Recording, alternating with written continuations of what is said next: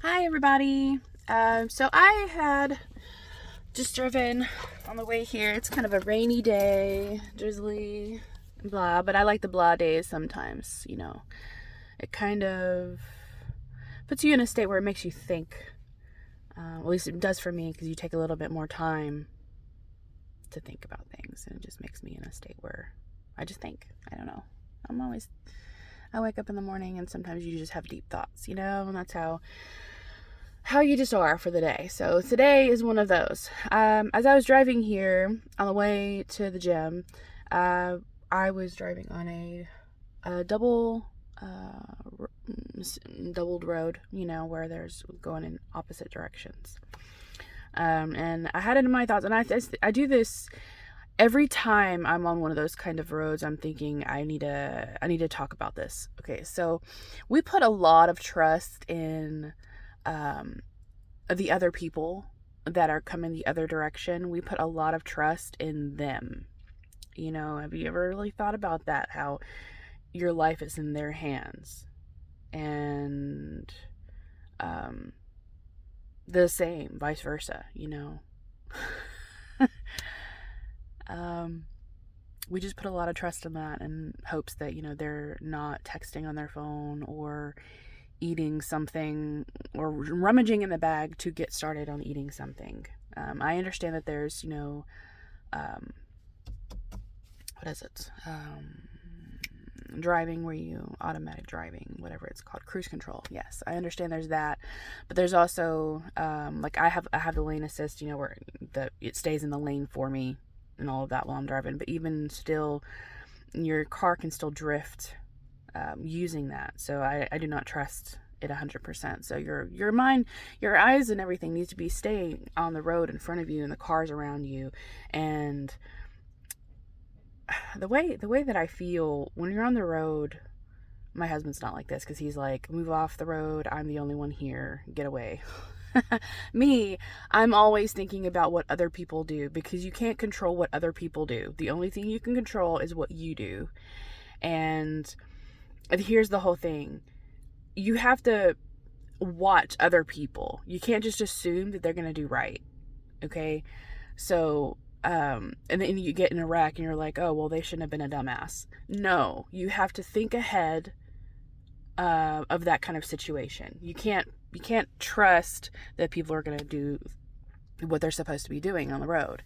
So on the way here, I'm just thinking, thankfully I saw a bunch of people that were driving nice and calm, but that happened to be right after a wreck happened, a wreckage. Usually once people see someone's crashed and stuff, you kind of get like a little bit of a remorse feeling, as you're passing by. You really start thinking about how in a second you could change someone's life, or your life, someone's family, a friend, coworkers and things like that. Life changes within a minute, and then you can't take anything back once you've made those mistakes. Everybody makes mistakes. It's accidents, they do happen. But whenever it is something that you completely could have avoided by simply not texting on your phone or reading a book. Believe it or not, I've seen somebody read a book, and it was a Bible. They were reading a Bible while they were going down the road.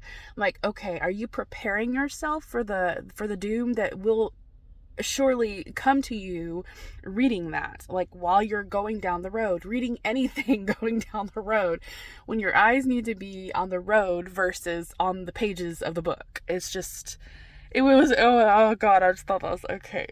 So this is an interesting way to go out. He's prepared, I suppose. But yeah, so I saw that, and everybody, tends to, well, depending on how you are in a car, some people are fickle about eating in the car. Some people don't like that. They're not, they don't want messes. I get that. But I know in my car, we tend to eat sometimes on the go, kids in the car and things like that.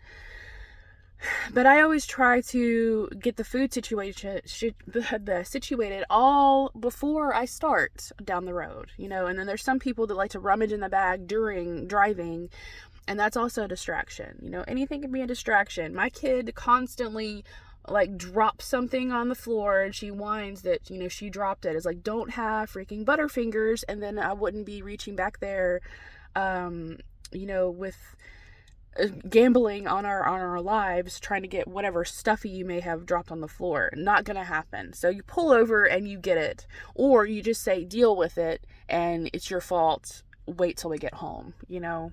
Ugh, she drives me crazy with that. Ugh. But anyway, I'm just saying, don't be in a rush to go anywhere.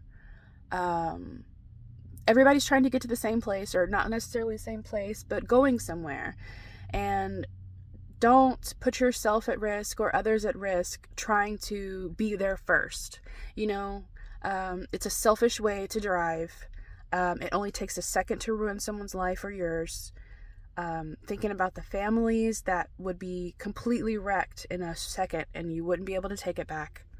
Just keep calm on the road. You know, I understand people are in a rush to get places, but there's not going to be any need to be in a rush if you are not able to be anywhere in this world, you know.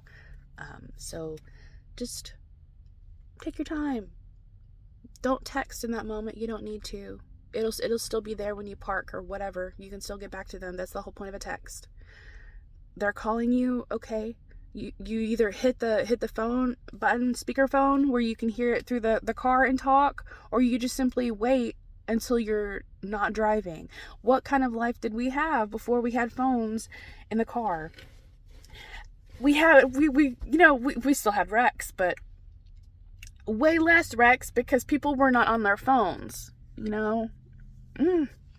Anyway, that's my TED Talk for the day. I got a little riled up, you know. But yeah, just have some patience. People need a lot more patience in the world. If you know you're going to be driving, chill out. That's all I got to say. All right? I hope everybody is safe. And if you've lost someone due to any of these incidents that I'm speaking about, I am so sorry.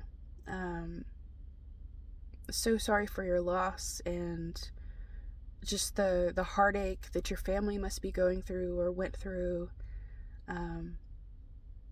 I know it has to be so hard to think, you know, you're seeing your family member, your friend, and then the next hour or 2 hours you don't, you know. So appreciate your life, appreciate others' lives. Don't be so selfish on the road. Okay? All right, I almost cried a little bit, but for real, you know, just be safe. Okay? And I hope to see you next week. Okay? Be good.